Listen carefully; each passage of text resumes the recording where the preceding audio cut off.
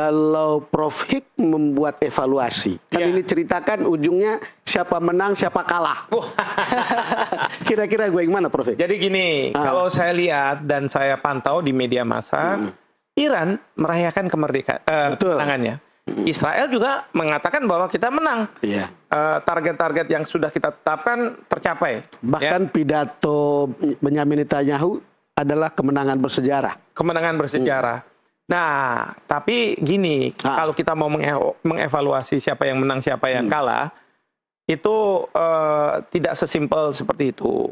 Kalau pemimpin dari kedua negara pastilah ya supaya membuat rakyatnya semangat bahwa secara muka dia terselamatkan, tidak ada yang disebut sebagai kalah. Tetapi kalau dari dunia militer, maka menang atau kalah itu dilihat dari apa yang menjadi tujuan. Misalnya gini, Israel yang menjadi tujuannya ketika menyerang Irak itu ada dua. Senjata pemusnah massal yang diduga dikembangkan oleh Iran. Pengayal uranium. Pengayal uranium dimusnahkan.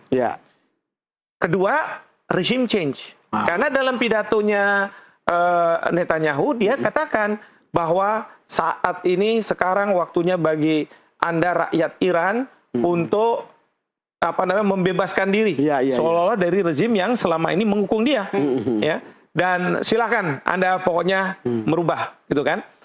Dan ini disampaikan juga oleh Donald Trump bahwa Netanyahu kita nggak bicara soal regime change, nah, karena tadinya memang diinginkan seperti itu. Nah, pertanyaan bagi kita, kalau dua tujuan itu, katakanlah dua tujuan itu tercapai atau tidak? Ya, karena Israel dibantu oleh Amerika Serikat dengan adanya pengeboman 3 titik itu kan, di Fordo dan lain sebagainya itu sudah di situ. Nah, silahkan pemirsa yang menentukan, masyarakat dunia yang menentukan siapa yang menang, siapa yang kalah. Sementara kalau Iran dari sisi Iran menang itu kalau misalnya tidak ada katakanlah serangan terhadap kemampuan senjata nuklir ya. Artinya kalau memang ada itu tidak terganggu. Pertanyaannya ada atau tidak? Karena dari pernyataan dari Menteri Luar Negeri Iran bahwa kami ini anggota Non-Proliferation Treaty, suatu perjanjian yang tidak membolehkan negara yang tidak mempunyai senjata nuklir untuk mendapatkan pengetahuan dan kemudian melakukan pengembangan terhadap senjata nuklir. Dan yang kedua, ada nggak regime change di Iran? Ya kan? Nah, jadi kalau misalnya seperti itu, saya tidak akan menentukan siapa yang menang, siapa yang kalah. Tetapi ini faktanya. Ini faktanya seperti ini. Silahkan pemirsa. Ini kan kayak ini, Bang Don. Seperti kayak di pengadilan, ada dua advokat yang beradu argumentasi. Hakim lah yang... Iya, dua-duanya pasti awal bilang, saya benar. Dia juga bilang benar. Nggak mungkin ada yang bilang saya benar, dia yang salah kan gitu kan. Sementara data peperangan itu banyak hal yang tidak jelas untuk kita ya. Betul, betul. Tapi yang pasti adalah kita tahu dari fakta yang ada bahwa Trump mengatakan menurut source intelijen dia bahwa kemampuan senjata nuklir itu memang benar-benar udah hilang. Tapi masih diragukan. Karena ada media juga dari Amerika yang mengatakan nggak seperti itu. Nah, jadi itu yang jadi permasalahan. Serangan bom itu tidak menghancurkan. Betul. Hanya sampai di pintunya saja. Nah, dia bilang informasi kan. Ada juga yang mengatakan bahwa sebelum diserang sebenarnya sudah dipindahkan oleh Iran. Nah, ini kan artinya apa? Artinya kalau kita bicara ada tidaknya senjata nuklir, katakanlah kalau misalnya dianggap ada, Israel pasti masih tidak tenang, ya kan? Karena tidak bisa menghilangkan sama sekali. Yang kedua, yang tidak bisa dihilangkan sama sekali itu adalah rezimnya. Karena apa? Kalau misalnya rezimnya itu sebelum tahun 79 kan Shah Pahlavi. Nah, sekarang anaknya sedang ada di pengasingan di Perancis. Dia kepengen kembali masuk. Nah, kalau misalnya rezim change terjadi, berarti kan Iran akan berteman baik dengan Israel dan Amerika Serikat. Tapi kalau tidak, kan masih jadi ancaman juga kan gitu. Silahkan dari fakta itu tentukan. Baik, kita tanyakan ke Mbak Monik. Apakah Mbak Monik sepakat jika sebenarnya agresi Israel ke Iran itu benar-benar seperti yang disampaikan Prof. Hik itu tadi? Pertama adalah menghancurkan fasilitas yang diduga dimiliki Iran, nuklir. Kedua, mengganti rezim. Apakah itu sebenarnya intensi dari Israel? Tentu saja tidak ya. bukan agresi. Kalau kita lihat kronologi, kenapa akhirnya Israel menyerang pada 13 Juni 2025, ini bermula dari laporan Badan Energi Atom Internasional, IAEA, di Wina pusatnya. Mereka semua negara yang menggunakan nuklir, menggunakan uranium harus bisa diinspeksi oleh IAEA. Dan mereka menemukan pengembangan uranium yang melampaui kadar kesepakatan di tahun 2015. Waktu itu masa Presiden Amerika Obama. Bulan Mei, 17 Mei 2025, dilaporkan mereka Iran sudah sanggup memiliki uranium dengan berat 408 kilogram. Artinya? Yang diperkaya sampai 60% uraniumnya. Untuk membuat satu bom nuklir dibutuhkan 42 kilo. Itu 17 Mei. Lalu kelanjutannya pada 12 Juni 2025, Iran mengumumkan akan memperkaya, meningkatkan pengayaan, Iran mengumumkan akan mengembangkan yang ketiga, lokasi mereka, situs fasilitas nuklir mereka yang ketiga. Akhirnya Netanyahu memutuskan untuk melakukan serangan.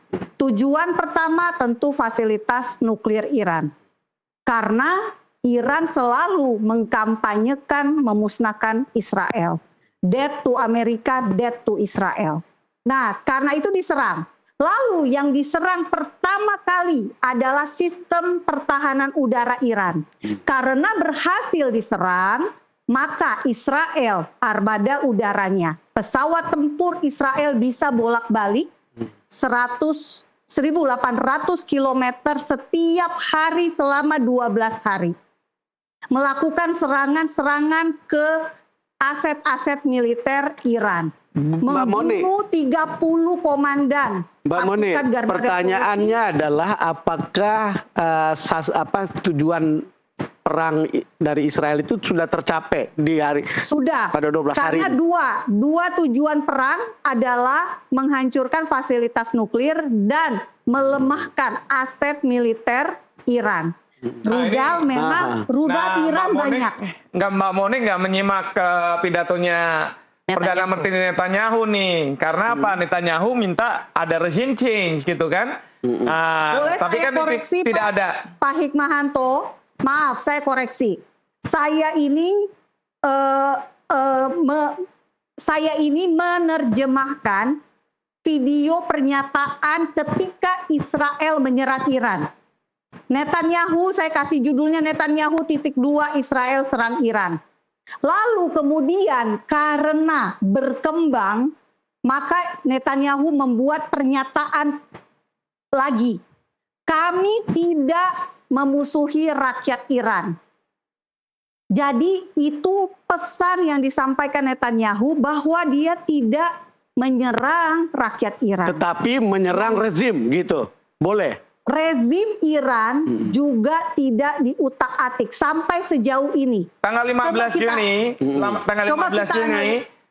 Presiden Trump bilang tidak tepat kalau misalnya Netanyahu minta adanya pergantian rezim. Kemudian di dalam pidato Netanyahu itu memang dia bilang kita tidak mengusir rakyat Iran, tapi mendorong supaya rakyat Iran sekarang waktunya kamu melawan rezim. Kan di Libya kayak begitu, di Irak kayak begitu. Irak kayak begitu, Syria kayak begitu. Iya. Dan orang lalu berpikir Iran bisa begitu juga. Nah, kira-kira seperti itu. Gimana Mbak Moni? Nah, begini. Kita harus simak baik-baik pidatonya Netanyahu ya.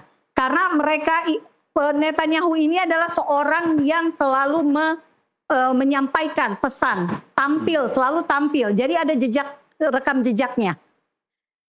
Jika saya mau katakan begini, jika Israel memang berniat membunuh Khamenei, pemimpin besar Iran saat ini itu dengan mudah dilakukan.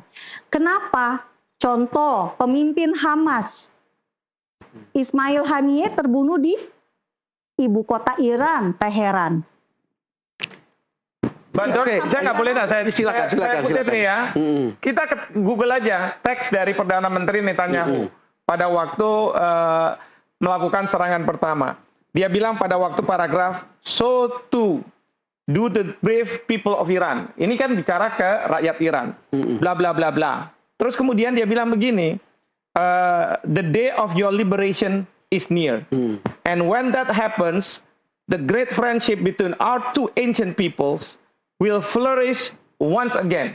Itu nggak mungkin kalau misalnya Ali Khamenei yang masih menjadi pemimpin. Ya jangan kemudian dibaca secara letterlek gitu, Mbak Monik. Iya, tapi tujuan perang Israel ada dua, Pak. Itu tadi saya katakan, operasi Am Kelevi, operasi Rising Lion, operasi Singa Bangkit, tujuannya bukan mengganti rezim.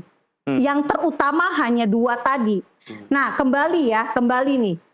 Kalau memang Israel mau mengganti, mengubah rezim, maka nggak usah operasi Am Kelevi dilakukan. Dari awal Khamenei bisa dibunuh.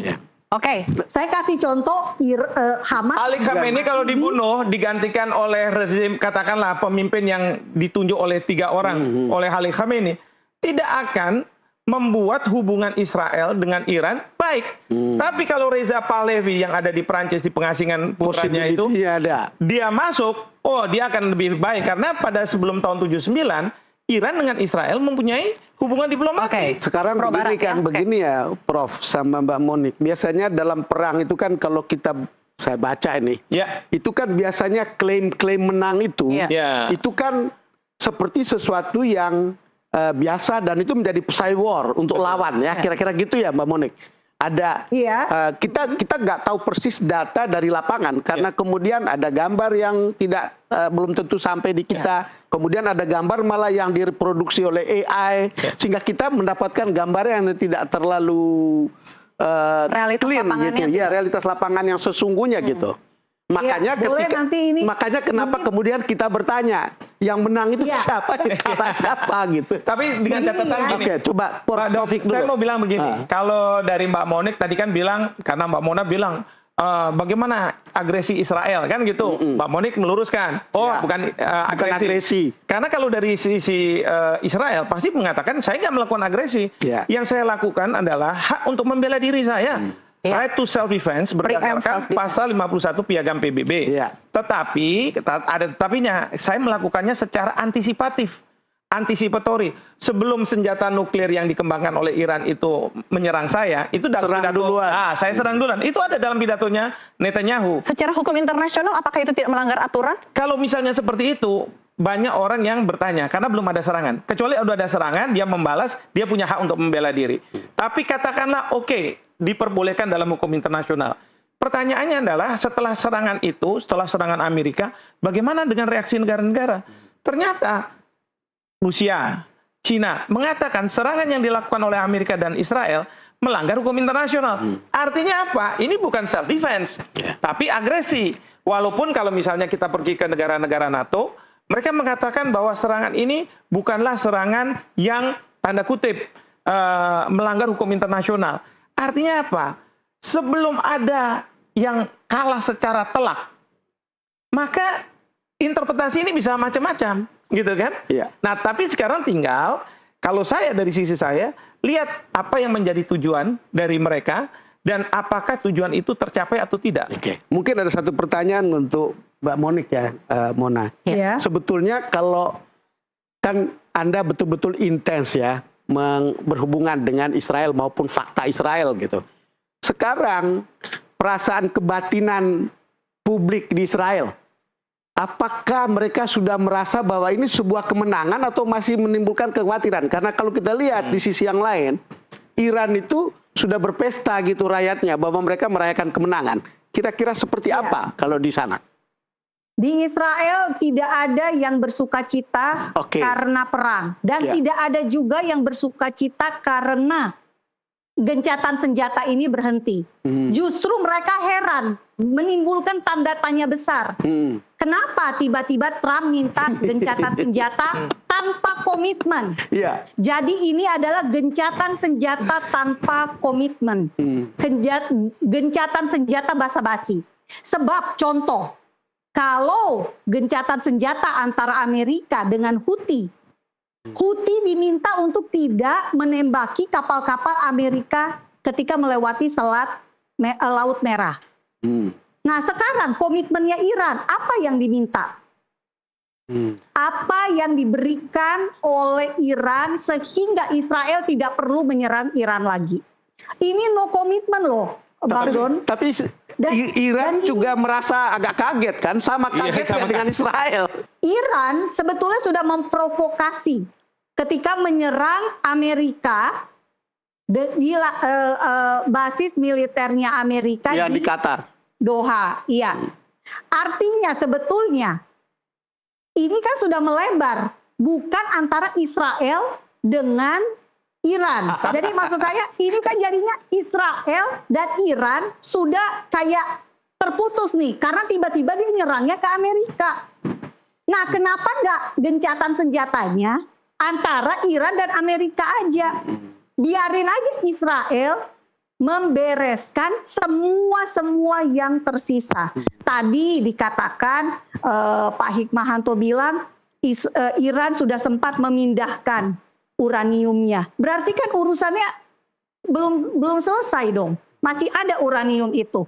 Nah, berarti nggak berhasil dong Israelnya, ya kan? Nah, yang menarik lagi nih Bang Don. Ini nih bisa jadi apa ya? Menurut saya ini paling menarik dan di Indonesia belum ada nih beritanya. Tadinya saya mau keep nih, saya mau bikin apa itu? Terima kasih, coba di-spill Mbak Monik. Nah, saya spill ya. Jadi, pertanyaannya sekarang, di mana uranium yang diklaim oleh Iran dan orang-orang yang pro Iran ini masih ada?